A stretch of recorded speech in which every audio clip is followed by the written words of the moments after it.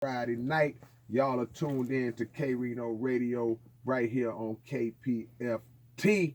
If you are listening, hit somebody up and tell them they need to be listening as well, man. We want to make sure that everybody hears and knows what we got popping because tonight we have another legendary special guest in the building.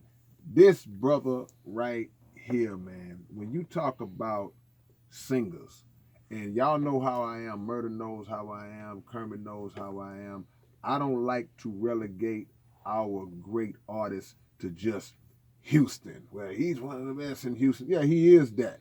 But when you talk about pure natural singing ability, this man is one of the best that you will ever hear, man.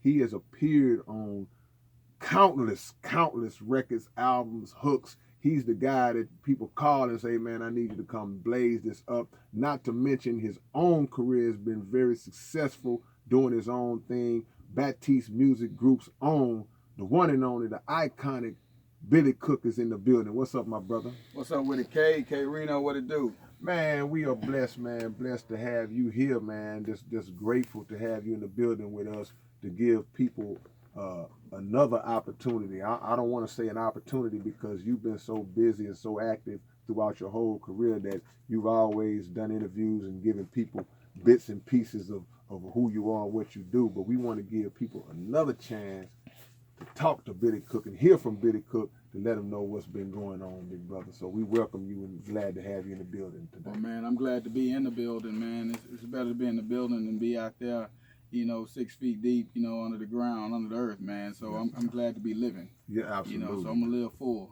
Absolutely, man. You've been doing that, man. We want to get straight to it. Tell everybody that's listening, what are your origins in music? What attracted you to this thing we love and call music, and who are some of the artists that grabbed you and pulled you in just when you heard them and said, this is who I want to be like and this is something I want to do? Well, awesome. Well, first off, man, I just want to thank you for letting me have a voice up here with KPFT, and Damage Control, because it's been a long time since I've been up here at Damage Control. And Damage Control is Wednesday night. You're right. on K-rino Radio today. But right. Shout out to Damage Control. K-rino Radio. Yes, it's really important to me to be here in support of you, and and the same vice versa. Supporting me and giving me the opportunity to have a voice tonight. I'm really excited about what's going on. How I actually, I was actually signed to Rap a Lot a long time ago, and I knew that I was going to be big in music. I just didn't know where my timing was gonna actually lap or where it was gonna actually start until I heard artists like Dave Hollister and the Isley Brothers. I was in an aura of R&B, which is I came from the Keith Sweat days, the Babyface era, of listening to music, as far as around the age of where I really wanted to be like, those type of artists. But I knew I was going to blossom into something big. And I always wanted to be something like an Elvis Presley or a Bobby Womack, a Luther Vandross type artist. So I started honing my skills after listening to those artists. But I knew that at the time and era where I was at in the music was a lot of R&B hip hop artists. It was dealing with a lot of underground rap, underground R&B. And it was different, and I kind of like, when I heard the music, I was like, man, this is a great sound that I think everybody should hear. My first record to appear on was Big Mike from the Ghetto Boys. The second album was Superstar with Fat Pat. So one was an artist on a major label, the second was an underground artist. Two different sounds. Right. But it was all relevant what everybody was speaking. It was a different language. It allowed me to shape and sharpen my skill set, become better than who I was when I first started.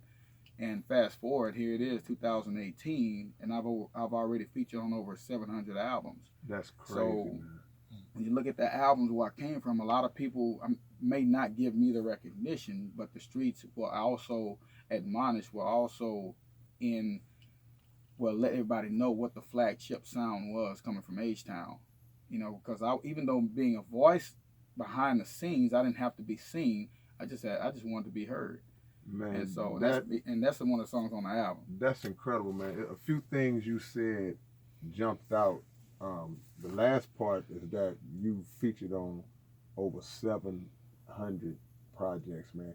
People haven't even wrote 700 words in their life, man, much less been on 700 albums, man. But that's just a testament to your talent, because people seek you out. They say, man, I can, because I've done it, and I can hear Billy Cook on this. You know, that's when you know, when you that guy, when people sitting up and just say, this sounds like something Billy Cook would be, you know. So that's the beauty of it. But another thing that caught my interest just now when you said, like, when you speaking about your influences, it's rare to hear a brother say that Elvis Presley was one of his one of his influence. Now speak on the Elvis influence, because we know Elvis is an iconic artist, but what was it about Elvis Presley that attracted you to him and how he did his thing? It wasn't so much as his music; it was the fact that he was all around. He got into acting. He was in Western movies. He was in a lot of movies where he played so many different characters. I saw the feeling and the passion that he put behind that, because he knew that just as well as he was good as an artist, he needed to be the same if he was going to do acting, so people don't just put him in a box. Yeah. I never wanted to be put in a box. You know, I'm always the person that when in school, I never drew or colored inside the circles. I was always outside. I would draw other things outside of that circle and give that circle something that differentiated itself from everybody else. It was never attached. It was really a part. And I've always set myself apart, you know, and in the music industry, not to disassociate, but to accommodate. Wow. You know, and so that's basically what I saw in Elvis. But it wasn't just Elvis; it was a combination of other artists that had similar techniques of how they would engage with the other genres of music or different types of things they was associated with. Well, you know, branding been around long before that term got popular. Mm-hmm. So artists would just transcend past just the actual music side of it, and they would do other things like get into acting, get into commercials and merchandise and things of that nature. So you can look at an individual and say, I'll pattern myself after the model that he used to build his total self up. So that's a great point. Now, but through everything that you're saying, you still got to have the talent to do that. To back it up. And you was definitely born with the ability, the natural singing. Is singing something that's, most singers I know that's cold, the way you sing, cold like you, they come from singing families. Is that the case with you? Yes. I came from a singing family. Everybody, sisters and brothers, everybody is not so as gifted as the other, but I mean, I can't say that they're not as gifted. I just think that everybody had their own uniqueness. So they had their own lane. All the way to the parents and also cousins. Also, not just that, you know, sometimes they say more is caught than taught. And I was around other musicians and other people that wasn't family, but they were friends who had talents, who had gifts. So rubbing shoulders with other people sharpened my gift. Right. You know, so, and not just that, it allowed me to hone my skills even more on a greater platform. Right. From a greater platform.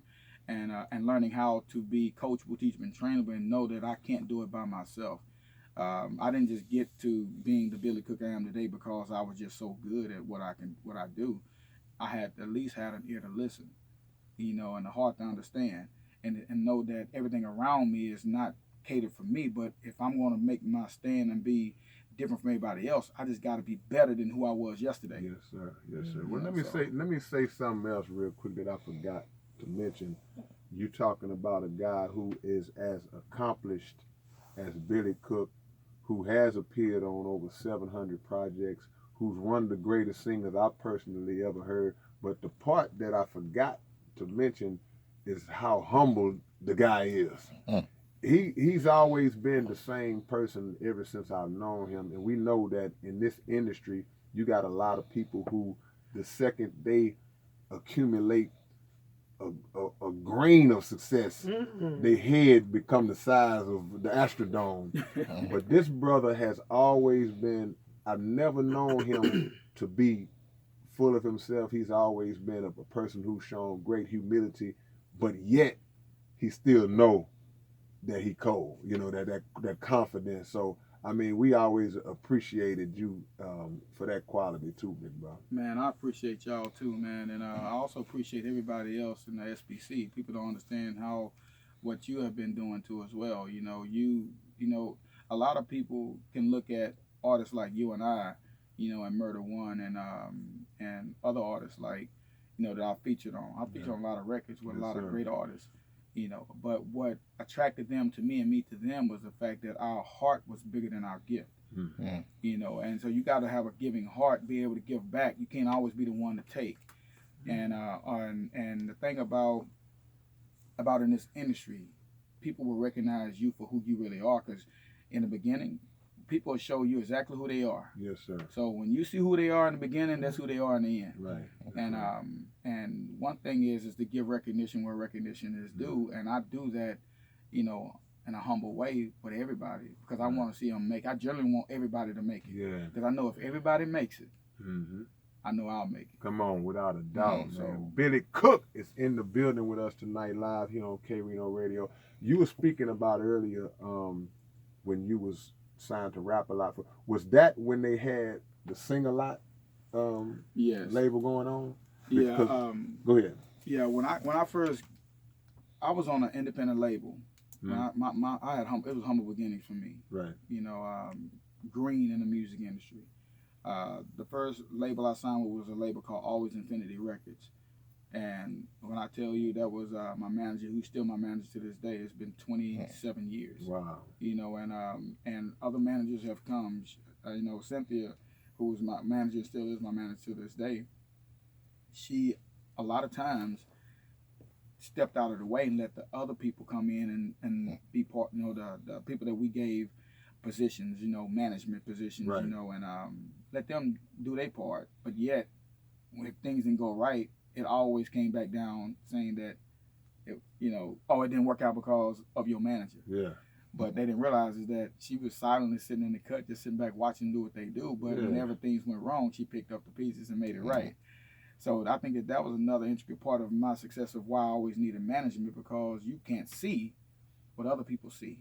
Right. You know, right. And from there, my career progressed even more because I kept her by my side doing what I was doing. Wow. You know, where she allowed me to be the artist, and I allowed her to be management and do what she does, manage my career, not do as I say, but manage my career to the best of her ability and grow herself while I grow myself as an artist, because I can't wear all those hats. Yes, went from Always Infinity Records to landing me a deal with Rap A Lot Records. Jay Prince said, if this dude can wake up out of his sleep and sing, I'll sign him. I'll give him a shot. I'll sign him. Boy, can he? Give him whatever he wants. Yeah. And between that business transaction was the kickoff of who Billy Cook would one day soon become in the industry as an iconic figure to help other people. You know, we're here not for ourselves. We're here for everybody else. Yes, sir. Just like our music. I mean, I can't buy all my records, but I know it's enough people out there who can buy my records. So do it for them and not just for myself. Do it for the love and the joy, but make sure that you can get the music that people want. And you're not going to please everybody. But just from knowing that, allow that to morph and be able to grow from Always Infinity Records to Rap A Lot, which is Jay Prince, who actually saw a special interest in me and what I was doing. So I pay homage to those two from the start of my career, from the beginning to where I'm at today.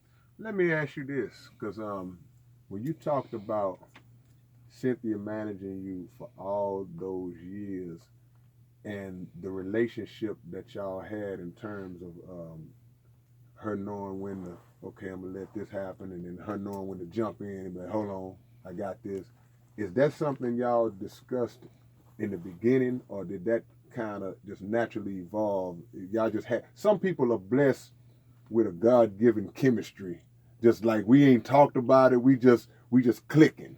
You know, you ever play basketball? I never played with this guy in my life, but somehow we on the same page. Is that something y'all discussed, the direction your career was gonna go and how y'all wanted to do? or it just came about like that? We did more of, I think it was more of a chemistry, and then all the other parts that, all the other loose ravel, we kind of like just snipped that. Yeah. You know, we kind of like, you know, it was kind of, you know, it's kind of like a sifter. Right. You know, you kind of like, you know, you put everything in the sifter and you shake it and wait for everything to kind of do what it's gonna do. Right. You know, right. You know, or instead of us just trying to throw mud on the wall to see what stick, we actually, you know, really had to go through it. It's almost like on the job training. Right. You have to go through it to know it. It's a feel, and then whatever, and then you bring. Then after that, at the end of the day, you rake it. You know how the coach say, everybody come on in. Right. You know, we're gonna bring it in, and we're gonna let's talk about not what you did wrong. Let's talk about what you did and how to make it better. Yes, sir. Quick to say, okay, look, if you do, instead of saying you messed up right here, because a lot of people don't know, even when I'm on stage, it's a lot of times I mess up on stage. People don't know it, but me and Yeah. she knows, because she know what I can really do. She knows when I'm sick. She knows when my voice is not all the way 100%. Right. You know, she could tell my voice is at 150%. Right. Right. You know, but and other people too, as they get in the mixing and the chemistry of it, they kind of see too, and they kind of like, everybody just kind of like roll with all of the punches that come our way. Right. And we all just get a hammer and start chipping at that boulder until we knock it down to where it looks like something. Instead of a square wheel, now it's a round wheel. Right, right. And that's really what everybody needs to do, is allow things to really happen the way it needs to happen. Yeah, it just to have that people don't last in those kind of connections. They don't last 6 months to a year a lot of the times. For y'all to make it this long, it just speaks to y'all having that kind of connection. We live with the legend Billy Cook. Let me ask you this, man. Now, we know that in the city of Houston, this is a rap dominated city. It always have been. We've had a few groups, singing groups, R&B groups, singers to come out and make it pop. But speak to the struggles that an R&B artist has coming out of this market, and even personal struggles that you may have had, because hip hop is more, I'd like to be on the radio, but I don't necessarily need it because I can get it in the underground. Right. Whereas R&B, you really kind of need that radio, that push. How has that affected your career and how you've done your thing? To be honest with you, it has affected me a lot. On the radio side. It has never affected me on the underground scene, right, because even though it's rap dominated, you know, I had to get out there and grind like them in order to be accepted. You know, because people was like, well, shoot, you ain't grinded like me, so how you gonna be like me? You know, I gave out my postcards. I grind city to city, state to state. I went and got van raps. I went and I went to the clubs. I sang on everything that they played. Something say, hey, check me out. I was kind of like how Lil Wayne and Baby was. Lil Wayne would always call and leave voice messages on Baby's phone and everything. You know, when he was like, I think between 6 and 9 years of age. You know, letting him hear stuff that he just freestyling and rapping on the phone until he got that call back, and before Baby took him under his wing. I was the same way with my management. Wow. You know, and so I would always sing.